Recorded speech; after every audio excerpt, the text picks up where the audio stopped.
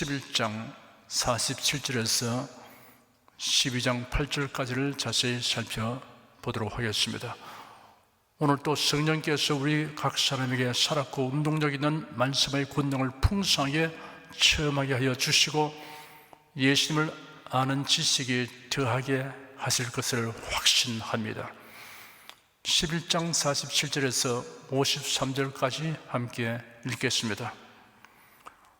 이에 대상들과 바리새인들이 공회를 모으고 가로되 이 사람이 많은 표적을 행하니 우리가 어떻게 하겠느냐. 만일 저를 이대로 두면 모든 사람이 저를 믿을 것이요 그리고 로마인들이 와서 우리 땅과 민족을 빼앗아 가리라 하니 그 중에 한 사람 그해 대제사장이 있는 가야바가 저에게 말하되 너희가 아무것도 알지 못하는도다. 한 사람이 백성을 위하여 죽어서 온 민족이 망하지 않게 되는 것이 너에게 유익한 줄을 생각지 아니하는도다 하였으니 이 말은 스스로 함이 아니요 그해 대제사장이므로 예수께서 그 민족을 위하시고 또 그 민족만 위할 뿐 아니라 흩어진 하나님의 자녀를 모아 하나가 되게 하기 위하여 죽으실 것을 미리 말함이라. 이날부터는 저희가 예수를 죽이려고 모의하니라. 그러므로 예수께서 다시 유대인 가운데 드러나게 다니지 아니하시고 여기를 떠나 빈들 가까운 곳인 에브라임이라는 동네에 가서 제자들과 함께 거기 유하시니라. 유대인의 유월절이 가까우며 많은 사람이 자기를 성결케 하기 위하여 유월절 전에 시골서 예루살렘으로 올라갔더니 저희가 예수를 찾으며 성전에 서서 서로 말하되 너희 성에는 어떠하뇨? 저가 명절하고 지 아니하겠느냐 하니 이런 대상들과 바리새인들이 누구든지 예수 있는 곳을 알거든 고하여 잡게 하라 명령하여 쓰미르라. 죽은 지 나흘이 된 나사로를 예수님이 살리신 사건으로 인하여 유대 종교 지도자들은 바짝 긴장하게 되었습니다. 그래야 산헤드린 공의회가 열리게 되었습니다. 예수는 그곳을 떠나 광야 가까운 지방인 에브라임이라고 하는 성읍에 가셔서 제자들과 함께 그곳에서 머물렀습니다. 대제사장들과 바리새인들은 유대인의 명절인 유월절이 임박이기 때문에 예수님이 예루살렘으로 올 것을 예측하고 지명수배 명령을 내리고 공개 수사에 착수하였습니다. 12장 1절에서 8절까지 함께 읽겠습니다. 유월절 엿새 전에 예수께서 베다니에 이르시니 이곳은 예수께서 죽은 자 가운데서 살리신 나사로의 있는 곳이라. 거기서 예수를 위하여 잔치할새 마르다는 이를 보고 나사로는 예수와 함께 앉은 자 중에 있더라. 마리아는 지극히 비싼 향유 곧 순전한 나드 한 건을 가져다가 예수의 발에 붓고 자기 머리털로 그의 발을 씻으니 향유 냄새가 집에 가득하더라. 제자 중 하나로서 예수를 잡아줄 가룟 유다가 말하되 이 향유를 어찌하여 300데나리온에 팔아 가난한 자들에게 주지 아니하였느냐 하니 이렇게 말하면 가난한 자들을 생각함이 아니요 저는 도적이라 돈 기회를 막고 거기 넣는 것을 훔쳐가미르라. 예수께서 가라사대 저를 가만두어 나의 장사할 날을 위하여 이를 두게 하라.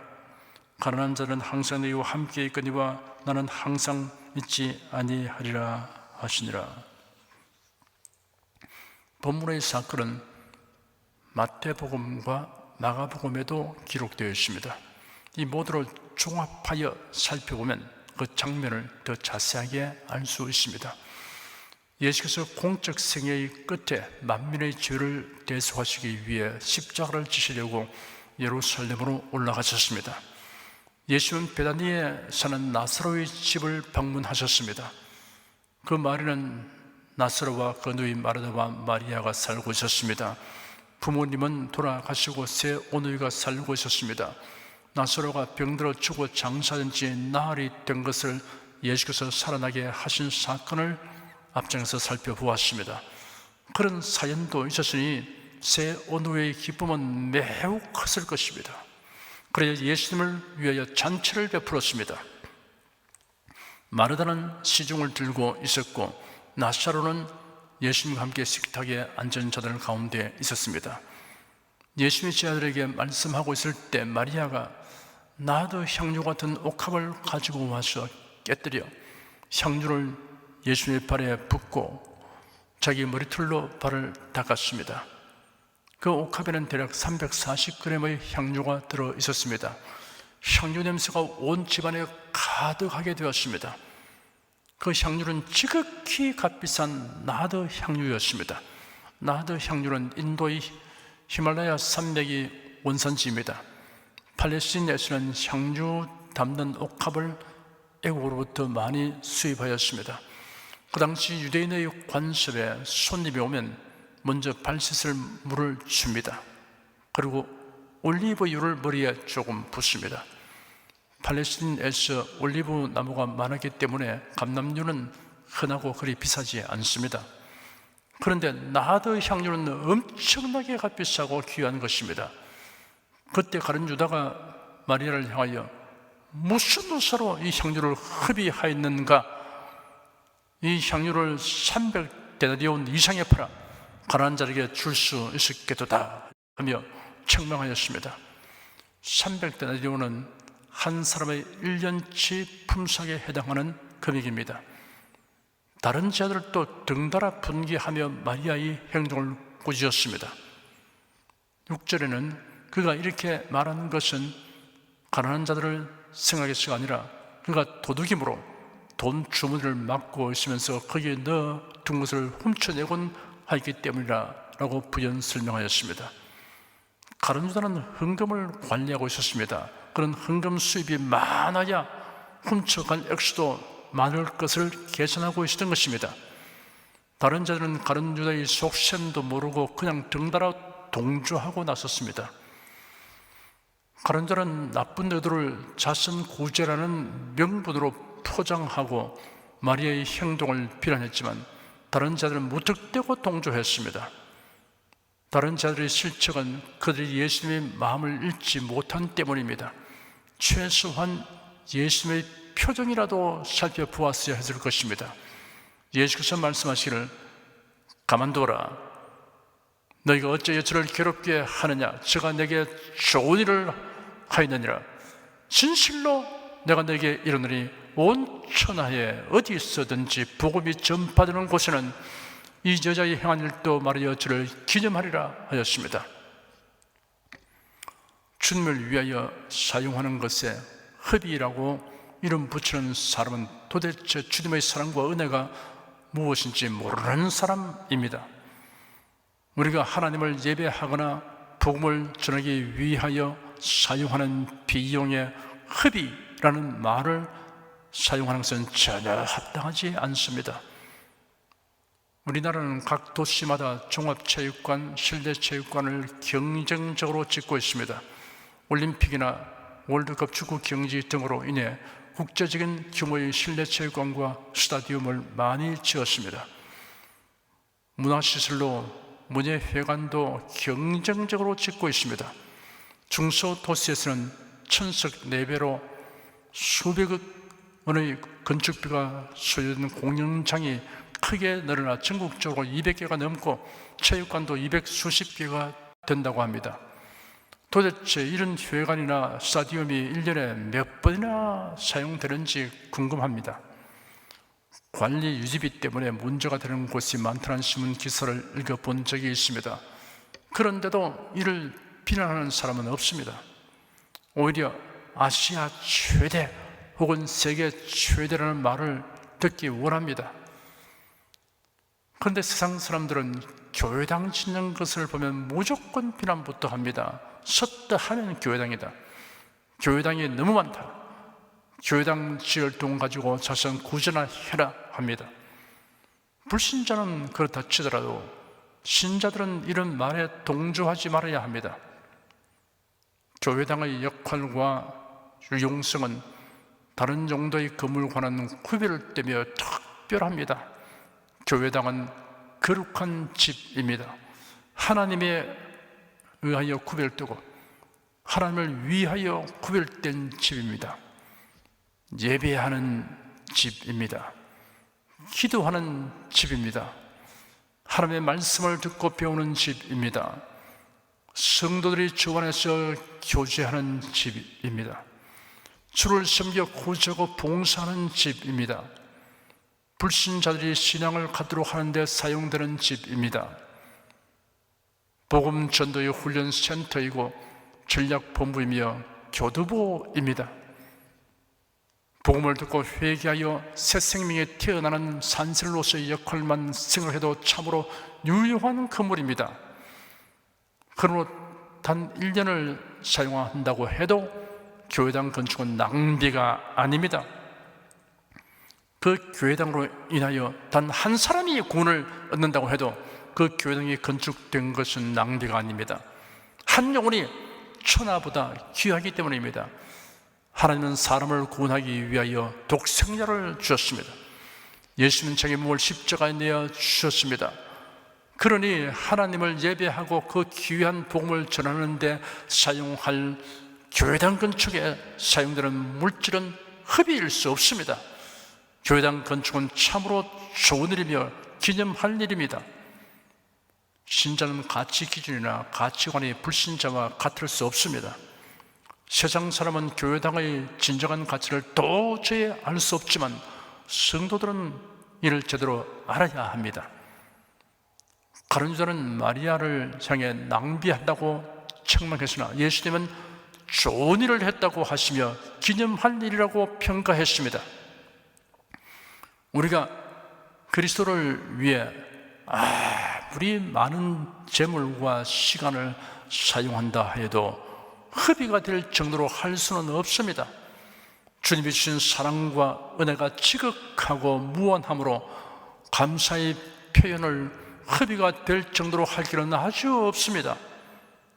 허비다, 낭비다 라고 우격다짐으로 비방하는 자들에게는 기어코 낭비라는 표현을 하려면 거룩한 낭비라고 하시오 라고 응수해야 합니다. 주님을 위한 낭비는 거룩한 낭비입니다. 참으로 멋있는 낭비입니다. 이런 낭비 한번 못 해보고 살다가 죽는 사람은 미련하고 불쌍한 사람입니다. 육신의 욕구 충족을 위해서는 돈과 시간을 아낌없이 쓰면서 주의 일을 위해서는 인색한 마음으로 헌금하고 예배와 봉사를 마치 시간을 소모하는 일처럼 여긴다면 예수의 은혜를 아는 사람일 수 없습니다. 자신이 어떻게 하여 구원을 바라는가를 알면 주님의 일을 위해 더 드릴 수 있기를 항상 소원하게 됩니다. 북한이 공산화되면서 공산주의자들은 교회당을 짓고 유지하는 데 소요되는 비용은 낭비하는 것이라고 하였습니다. 그래서 교회를 폐쇄하고 목사들을 죽였습니다. 현재 있는 2개의 교회는 남한교회가 지원하여 세운 것인데 이는 북한 당국이 종교의 자유가 있는 것처럼 가정하기 위한 목적으로 허용하는 것입니다. 그리고 외화벌이를 위한 이용 목적으로 세운 것에 불과합니다. 지금도 기독교인이 발견되면 처형하고 있습니다. 교회당 건축에 재화를 낭비하지 않고 인민을 공평하게 잘 살도록 한다는 공산주의자들이 오늘날 북한 사회를 몰거지가 되게 하고 거대한 수용소로 만들었습니다. 식량 부족으로 수백만이 아사하였습니다. 지금도 아사자가 속출하고 있습니다. 우리나라는 155만 휴전선이 그어지고 국토가 두둥강이 난 상태에서 부존 자원조차 없으니 살 길이 막막하였습니다. 당시의 나라 형편이 아프리카의 케냐보다 못하였습니다. 미국의 오바마 전 대통령이 대통령 재직 시에 케냐를 방문하여 그 사실을 말했습니다. 해방 이후 60년대까지는 북한 경제가 남한보다 훨씬 나았습니다. 일제강점기에 전력, 철강 등 주요 산업시설이 38선 이북에 집중되어 있었습니다. 그런데 자유민주체제인 남한에는 6.25의 전하가 휩쓸고 간 폐허 위에 교회당을 세워나갔습니다.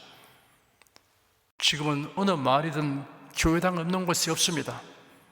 이렇게 교회당 세우는데 많은 돈이 소요되었으니 거지 나라가 되고 말았습니까? 그 대답은 천만에입니다. 폐허와 잿더미에서 불과 반세기도 지나지 않아서 OECD 국가 대회에 들어갔습니다. 올림픽 개최도 했습니다. G20 서울 정상회의에서 의장국가로서의 역할도 감당했습니다. 1인당 소득이 2만 달러의 인구 5천만 명을 갖춘 50 클럽에 가입하게 되었습니다. 세계에서 7번째입니다. 일본, 미국, 프랑스, 이탈리아, 독일, 영국, 그리고 한국입니다. 세계 무역 규모가 7위의 무역 대국이 되었습니다. 세계 1위의 기술과 상품이 상당수 됩니다. 구제받은 나라가 구제한 나라가 되는 전례 없는 기록을 세웠습니다. 아시아의 변방과에서 세계의 중심가로 진입하여 국제 질서의 새로운 판을 짜게 되었습니다. 1960년대 초에는 필리핀 국민 소득이 170달러, 태국이 220달러이고 한국은 68달러였습니다. 지금은 한국이 이들보다 10배가 더 넉넉하게 살고 있습니다. 하나님을 예배하고 예수의 복음을 전하기 위해 교회당을 세우는 우리나라를 하나님께서 흥망하게 하셨습니다. 하나님의 문을 열면 닫을 자가 없고 하나님의 문을 닫으면 열 자가 없습니다. 남한과 북한은 교회의 존립이 나라의 발전과 쇠퇴에 미치는 영향을 대비하여 볼 수 있는 현저한 본보기입니다.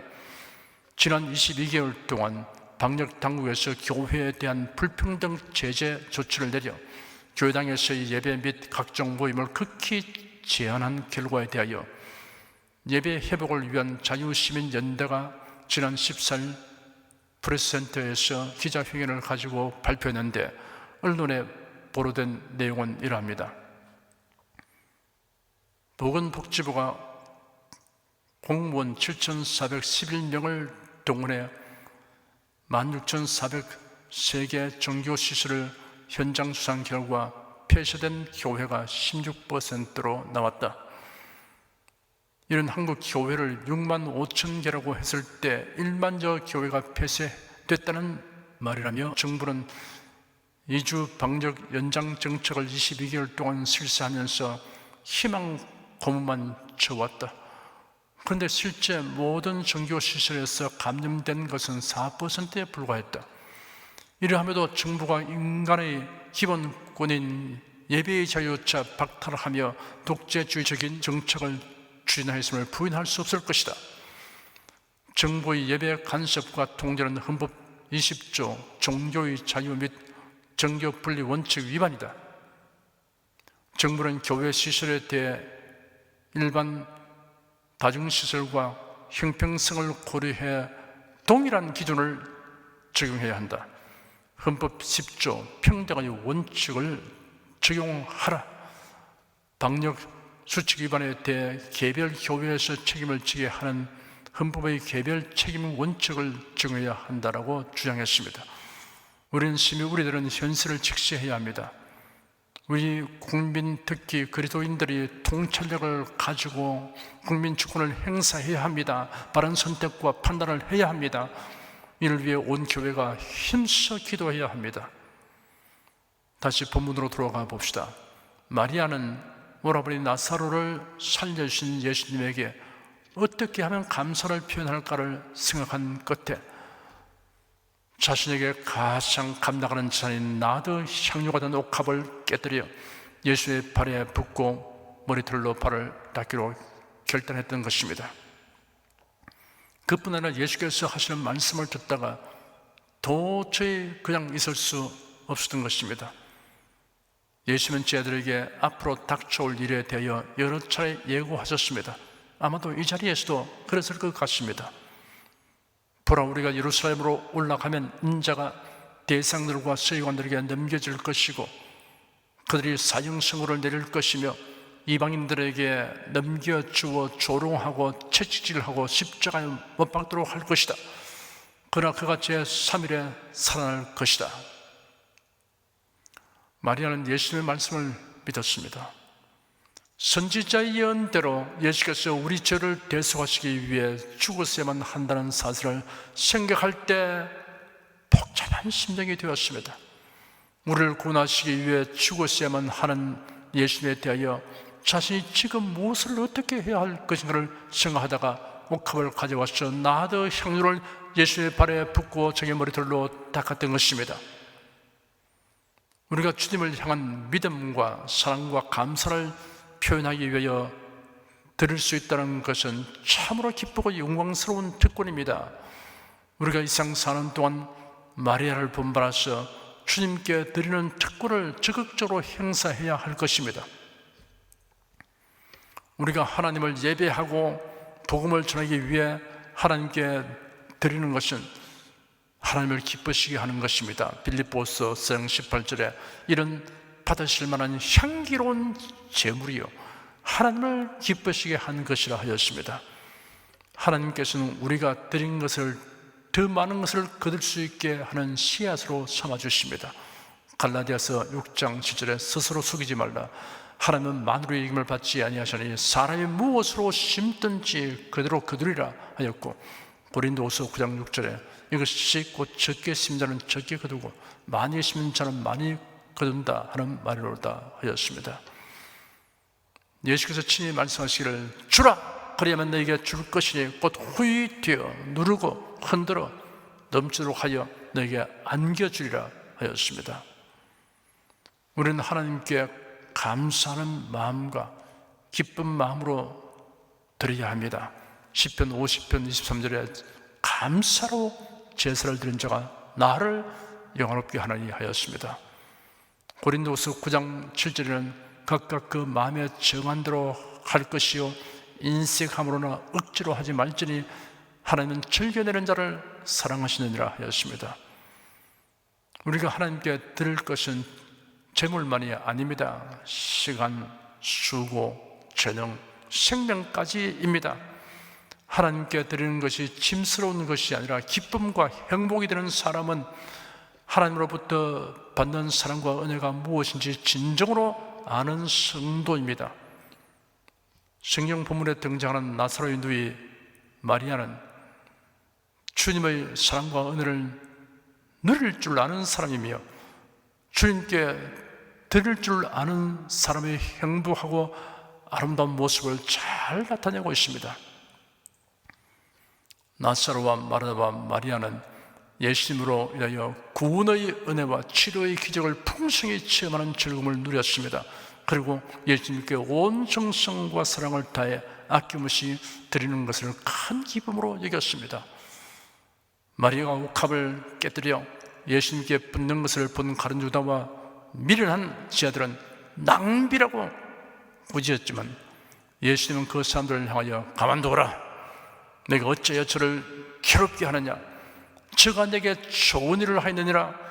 내가 진실로 너에게 이르노니 온 천하에 어디 있어든지 복음이 전파되는 곳에는 이 여자의 행한 일도 말하여 주를 기념하리라 하셨습니다.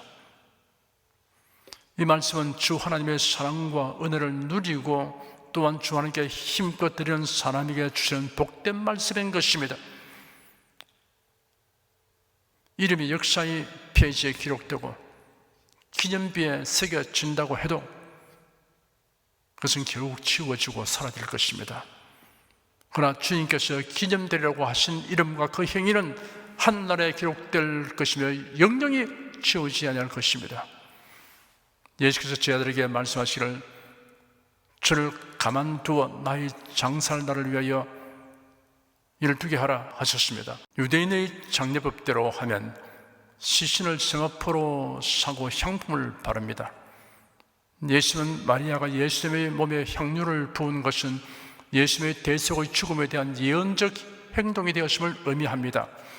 예수께서 십자가에 못 박혀 죽으시고 그 시신은 아리마대 요셉이 증오한 무덤에 장사되었습니다. 그 장례를 유심히 지켜본 여인들은 시신의 향품을 바르지 아니한 것을 보았습니다. 여인들은 안식일이 지나자 새벽에 향품을 가지고 무덤으로 갔습니다. 그러나 무덤은 비어 있었습니다. 예수께서 부활하신 것입니다. 때가 늦었던 것입니다. 예수께서 이어서 말씀하시기를 가난한 자들은 항상 너희와 함께 있거니와 나는 항상 있지 아니하리라 하셨습니다. 그러나 나사로의 누이 동생 마리아는 예수님의 장례를 미리 준비한 것이 되었습니다. 기회란 항상 있는 것이 아닙니다. 언젠가 행정부의 요직에 있는 분이 저에게 조 목사님, 제가 이 직책에 있는 동안 교회들을 위해서 할 일이 있으면 말씀해 주십시오. 그 일이 국가와 국민을 위하는 것과 관련된다면 힘써 하겠습니다. 퇴직하고 나면 도움을 줄 수 없기 때문입니다 라고 말했습니다. 마음만 가지고는 할 수 없는 일들이 있습니다.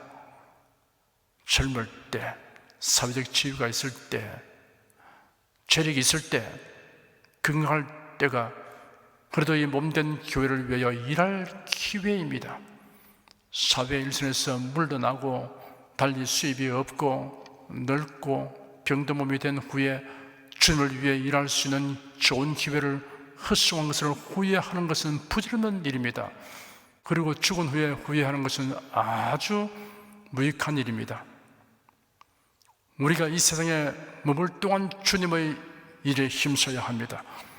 여러분은 하나님을 예배하고 복음을 전파하는 일을 위하여 헌신하는 기회를 놓치지 않는 성도가 되시기를 축원합니다.